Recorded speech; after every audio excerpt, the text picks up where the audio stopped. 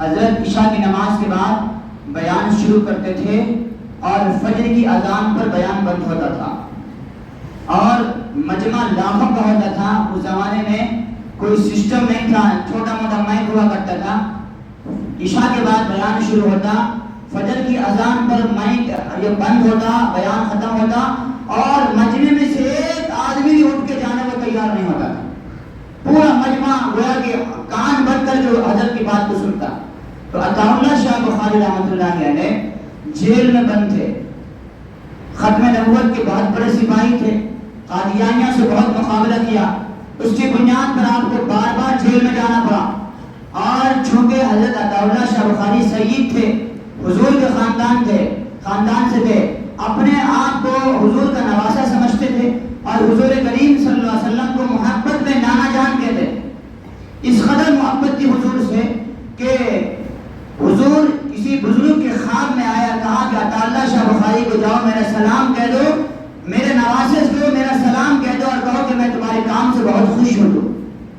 تو عطا اللہ شاہ بخاری جیل میں بند ہے, کھانے کا دل چاہ رہا تھا, طبیعت میں آئی کہ گوشت ملے, گوشت کھانا چاہ رہے تھے. تو چونکہ بڑے ناز والے بھی تھے اور بڑے یہ تھے, قیدی تھے, جیلروں کو ان کی بات سننی پڑتی تھی. تو جیلروں نے کہا کہ ٹھیک ہے, ہم آپ کے لیے گوشت کا انتظام کریں گے. آپ کے ساتھ میں اور بھی بہت سارے علماء قید تھے. تو ان کی عادت یہ تھی کہ جب عطا اللہ شاہ بخاری کچھ کھانا کھاتے تو یہ سب کے سب کھاتے. عطا اللہ شاہ بخاری رحمۃ اللہ علیہ نہیں کھاتے تو کوئی نہیں کھاتا, یہ سمجھتے کہ اس میں کچھ نہ کچھ گڑبڑ ہے.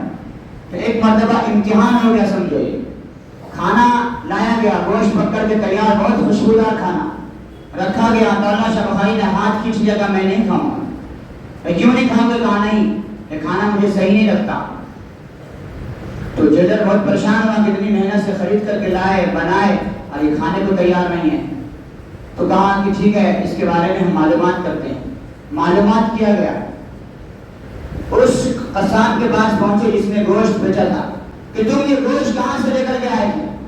تو اس قصاب نے کہا کہ میں آج بکری خریدنے کے لیے نکلا, لیکن کسی کی بکری ملی نہیں. ایک بکری چل رہی تھی کہیں پر, تو میں اس کو پکڑ کے لایا, اس کو ذبح کیا اور اس کے گوشت کو بیچ دیا. گوشت بیچا, جیلر نے خریدا, پکایا, جیل میں عطا اللہ شاہ بخاری کے کھانا بنا کر کے پہنچا دیا. عطا اللہ شاہ بخاری نے ہاتھ کھینچے گا نہیں, پتا چلا کہ وہ مال حرام تھا, ناجائز طریقے سے بکری کے گوشت کو بیچا گیا تھا. یہ پتا کیسے چلا؟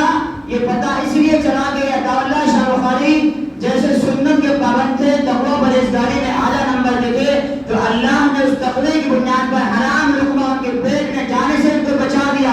اس لیے کہ قرآن کہتا ہے اگر تم اللہ سے ڈرو گے تو اللہ تم کو فرقان عطا فرمائے. یہ فرقان کیا ہے؟